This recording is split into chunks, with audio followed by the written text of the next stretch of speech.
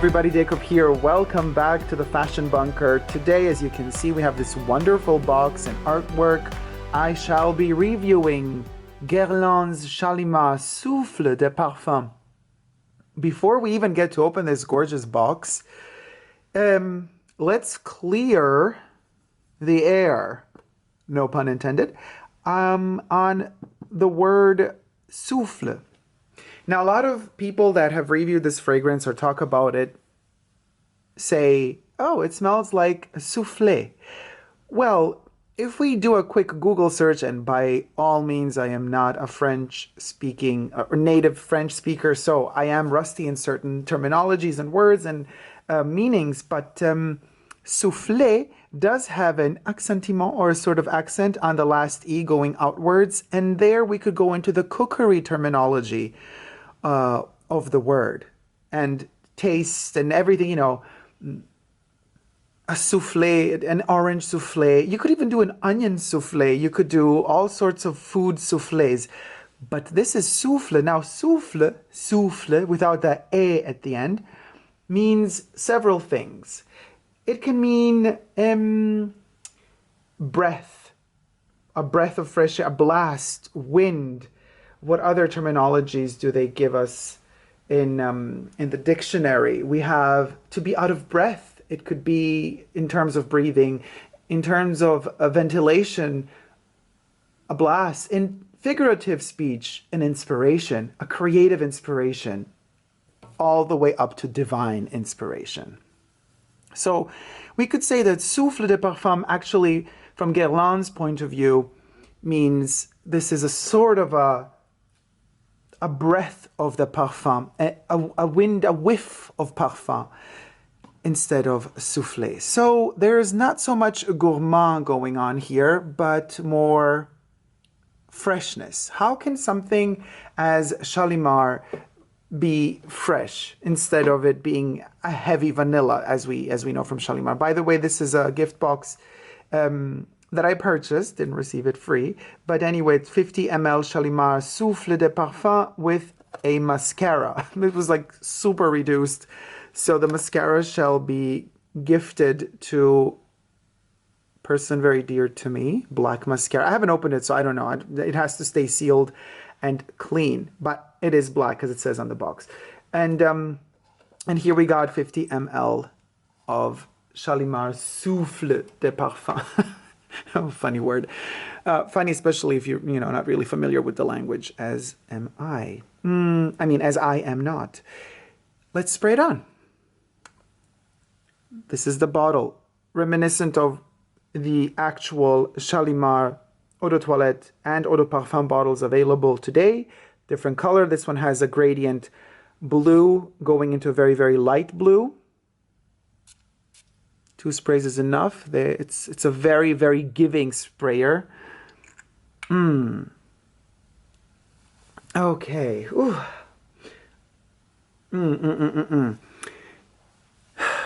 It does give you a whiff of fresh air, in fact, in a very strange way, because it is a Guerlain, it is a Shalimar, so it's kind of bizarre, because we're used to it. Let me put here, I have the refill bottle of the Eau de Parfum. And by the way, in the card section up there, you could check out my review of the Eau de Parfum of Shalimar. As I said, this is a refill that goes into a metal container, which I still haven't hunted down, unfortunately. This one is very heavy on the vanilla and very dusty. Not fresh in any part of its lifespan on the skin. This one does have a whiff, a breath of parfum air. And it was developed or released in 2014, so it's 5 years old now. The perfumer behind this one is Thierry Vassa. We know Thierry from other fragrances as well. And available 30, 50, 100 ml. So what we have in the top notes, which gives it that whiff of fresh air, is the mandarin orange, lemon, and bergamot. Then we go into the mid notes with orange blossom and jasmine sambac, also very fresh. Jasmine can be cloying at times too, but in this case, it's very delicate. Then we got the base notes, Tahitian vanilla, Indian vanilla, and white musk. There's more in here than listed. However, you can imagine more or less the direction we're going to. It's as if they stripped, and I took the eau de parfum of Shalimar to compare, because this one is an eau de parfum as well. It's really tiny in the back, but on the sticker, let's see if we can see it. There, eau de parfum concentration, made in France. So they're both eau de parfums. And while this one immediately, let me smell it again. 1925, year of release. So this one has a heft to it. It delivers a punch that even today, after all the reformulations, still delivers a punch. The particular Guerlain quality vanilla in here is just insane. Here everything is toned down. Everything is watered down. Everything has become a whiff of a memory of Shalimar. So Shalimar kind of fades into the background. Let's take it away. But don't be fooled by the fact that I'm using adjectives as, watered down or lower, lesser, blah, blah, blah. It has a very interesting character. It's definitely, smelling again, in a league of its own. Quite frankly, we do recognize it as a Guerlain, but did it have to be a flanker of Shalimar? I'm not so sure. I have tried this one before already. That's why I'm already way ahead of the smell. As I'm talking to you, it is developing, and we're going to get to the dry down, but I've already experienced the dry down several times on my skin. So kind of in this case, we're not discovering it together, but I already know the fragrance.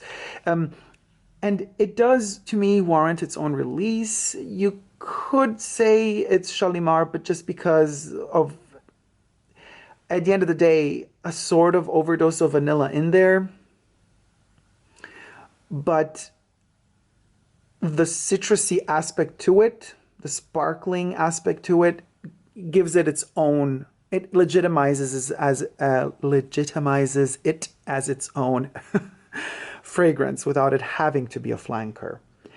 So perhaps rather than calling it a flanker, we could say it's maybe a totally different concentration of Shalimar.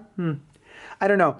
But what brings to mind, a lot of people say, and I think erroneously, because they think that the name of this one or the subtitle is Souffle rather than Souffle.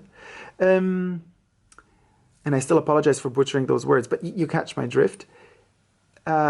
I think because a lot of people do think that it's called souffle, they automatically fall into that association trap. And so by association, you visualize a souffle, and in a way sweet, because there's a lot of vanilla in here. And so you think, oh, it's like a pie. But the intention, of course, with a lot of fragrances, and for example, Gaultier is master at that, playing with words. La Fleur du Mal, his white fragrance, which is unfortunately discontinued. There's a game in poetry. There's a bit of Baudelaire in there. There's also Mal because it's male fragrance, and Mal also meaning evil, but in this case it was meant to be male. So this could be meant as souffle, but also could be a word game to mean souffle. However, as gourmand as a lot of people do describe this one to be, I will distance myself from that. To me, it's not so much a gourmand. Now, it's too bergamot-y, citrusy, and jasmine-y-ish for me to associate it with food, to be honest with you. It's just, I had my portion of lemon pies.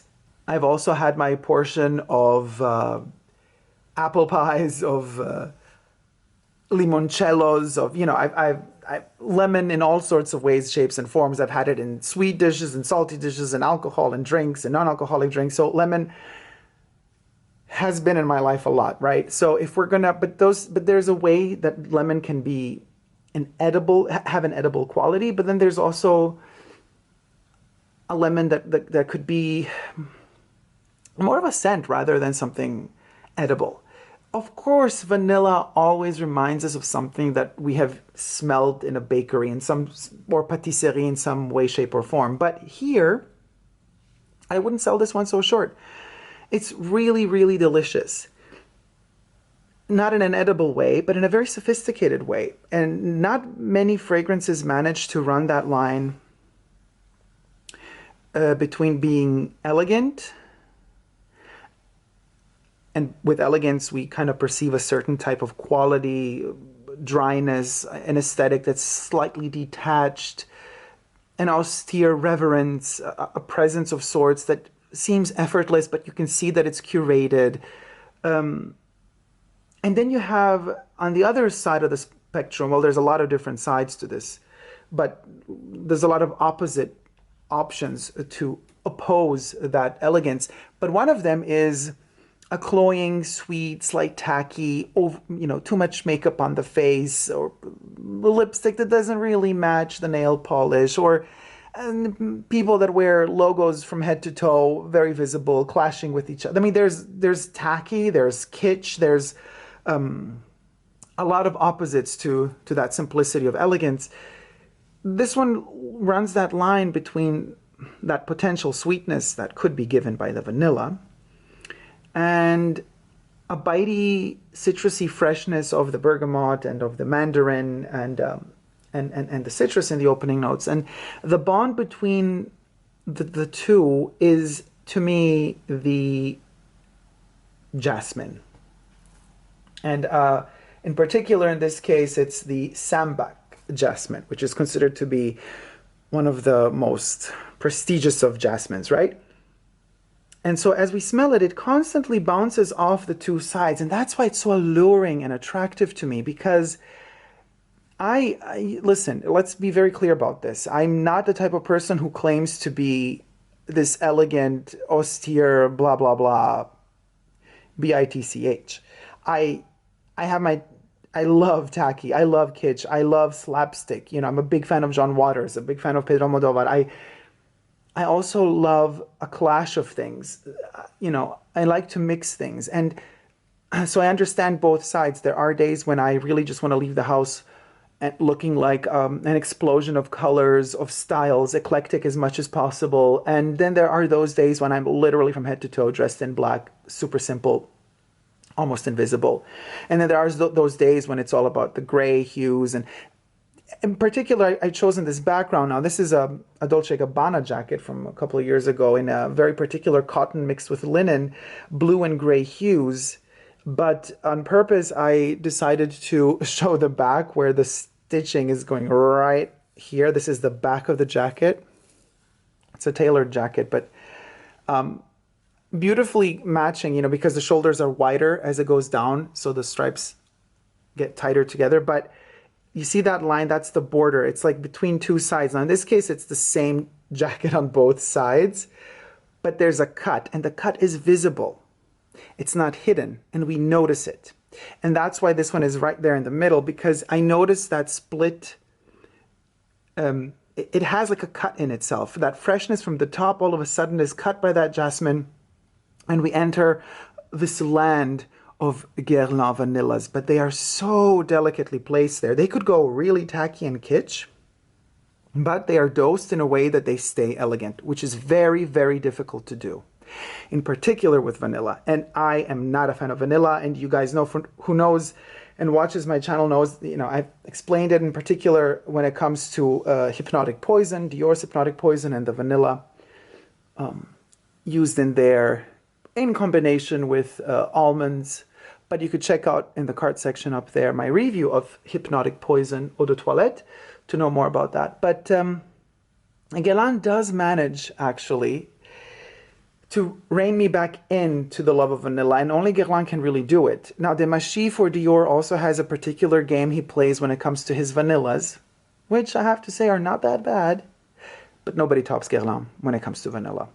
Nobody, really. And I also don't think that other perfume houses have access to certain raw materials in certain qualities. It's just really hard. Now, I know that most of whatever's in here is synthetic, so I'm not even going to go there. But still, in a synthetic age, like the age we live in now, you can make something synthetically in a really good way, in an okay way, in an okay-ish way, in a bad way, in a tragically bad way, in a monstrous and preposterous way. So there's levels of syntheticity. No, that's not, how do you call syntheticity? Oh my God, that's syntheticity, I think would be the correct way to pronounce it. That's a difficult one. That's a tongue twister for you. And Guerlain plays it masterfully. They really convey something beautiful here. So this whiff of parfum, even despite it being a shade or a shadow of the eau de parfum, they're both running a thin line. Actually, this one not really being in the middle. This one is more on the kind of the tacky side of intensity. Still loving it to pieces, but you know what I mean. It runs that thin line, and it's gorgeous that way because, here I'm getting to the point, there are those days when I want to, when I'm confused. I don't know if you ever have those days. I sometimes wake up in the morning and usually I know exactly what fragrance I'm grabbing, I'm veering towards. My mood is quite clear to me, and I know what perfume I want to start the day with. Throughout the day I change, I use several perfumes, but there's always a beginning to the story. You know, every day I wake up and I'm writing a book. That's kind of how I live my life. But there are many days when I wake up and I'm very confused and I do not know exactly, you know, because I have a memory of each one of my fragrances. I know how they smell. So even without having to smell, you know what I mean? Like, do you have that as well? Like, I know already how it smells. So I have a memory, even though I'm not smelling it out of the bottle, I have the memory of the smell, which is a very fascinating thing. Actually, we should talk about this more, maybe in another video, but like the strength of a memory of a smell without actually smelling it. So usually I go through my memory archive in my head, and I see my fragrances, or I visualize them, and then I just go like, yeah, that one smells like that. That one smells like, no, I don't feel like, I'm not in the mood for that smell.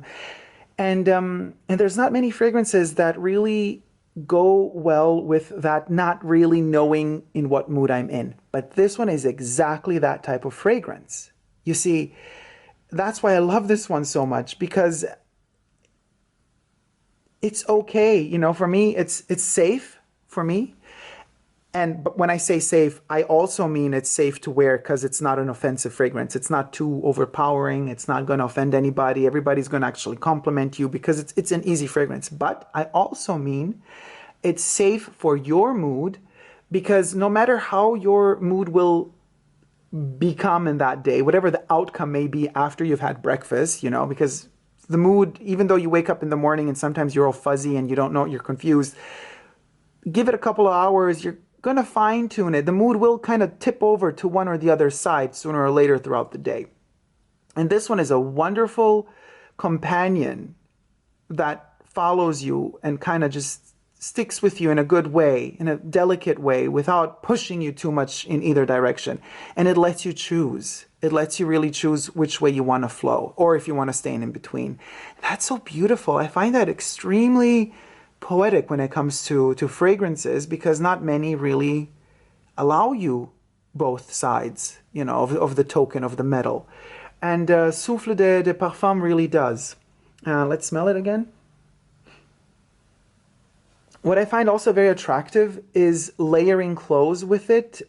So not so much in the heat when it's just the naked skin and perfume, and you're basically, the fragrance is on your skin and there's no cloth covering it and it's just your nose smelling it off your skin. I really like this one on the chest, and then, or also on the arms, but then you have sleeves on, and then the sleeves and your t-shirt or shirt, whatever that's on, you know, touching your chest, they kind of absorb some of the smell. And the way the cloth absorbs it, whatever fabric you have on, together with the way it reacts to your skin and your own hormonal balance, you get the souffle you get the whiffs of that smell combined with the fabric that you're wearing. I find that extremely stimulating and very attractive, more so than just on the skin, because on the skin it tends to be a little bit acidic, and not so at all when you're wearing more clothes. And it's very comforting. It doesn't push you. You know, sometimes as much as the love of my life, which is number 5, here's one of my testers. They do come with these funny stoppers, but this is a pure parfum tester of 35 milliliters. So I get them as big as I can because I use them a lot. By the way, check out in the cart section up there, the review of Chanel number 5, if you haven't already. This is the love of my life, but this one doesn't really let you just float around indecisive. No. There are days when this one is a killer in the opening. No, like for the first 3 hours, I'm like, oh gosh, this is too intense even for me. I'm probably really annoying people around me. And but of course, when the dry down kicks in, the pure parfum is just there. Nothing tops Chanel number 5. Nothing. Sorry, Guerlain, but that's just the way it is for me, for my nose. But this one doesn't do that. It allows you. It allows you to be indecisive. It allows you to be softer to yourself, you know. It doesn't push you. And that is very comforting. It's very soothing. I think this is also a wonderful fragrance in case you have really issues with anxiety. But before I say something too stupid, because of course I am not a professional in the field, so I cannot say things like this, but definitely figure out first if citrusy notes trigger you, because those can be, because there's an acidity to them. So if that's not something that you are uncomfortable with, that could be the only element in here that could trigger people maybe. If that's not a trigger to you, then this one will be very comforting because it's a soothing vanilla. You get literally, it's meant to be a souffle. It's meant to be just wafts of kind of whiffs of delicate warmth. It keeps caressing you. It very delicately keeps caressing you throughout the day. And that's amazing. And that's worth everything to me in a fragrance, you know? So I'm really happy that something like this exists. I do hope that they do not discontinue it. If they do, shame on you, Guerlain. But, you know, Guerlain makes so many fragrances. They discontinue a lot of them and they reformulate a lot of them as well. So you never know what might happen. But as of now, it's still available. There is also an intense version, like Souffle de Parfum Intense or something like that, darker bottle. I haven't tried that one out. This is the first one released. It's the kind of lighter blue, fading to almost transparent. But yeah, it doesn't have any intense description on it. It just says Souffle de Parfum. So this is the one I recommend. So guys, thank you so much for watching. I hope you like this review. Projection longevity, modest. This one can go up to 6 hours on me, maybe, but modest. It stays close to the skin and it's comforting to you, you know, inoffensive to others. Thank you guys so much for watching. If you like this video, thumb it up and let me know what you think about it in the comment section down below. Also, if you haven't already, consider subscribing to my channel here on YouTube. I'm also on Instagram, Facebook, and Twitter. Super Dacob, all spelled together. I'm also on Patreon, also Super Dacob, all spelled together. And I would like to thank all my patrons for pledging. You get to see videos that are exclusive to Patreon on my Patreon channel, as well as previews of what's going to come to YouTube before it hits YouTube, all ad-free. Also, check out my Ask Dacob series, where you get to call in live and talk to me about all sorts of issues and topics, like fashion-related or just life-related in general. Until my next video, I would like to say see you soon and never give up on love. Love y'all. See you soon. Take care. Bye.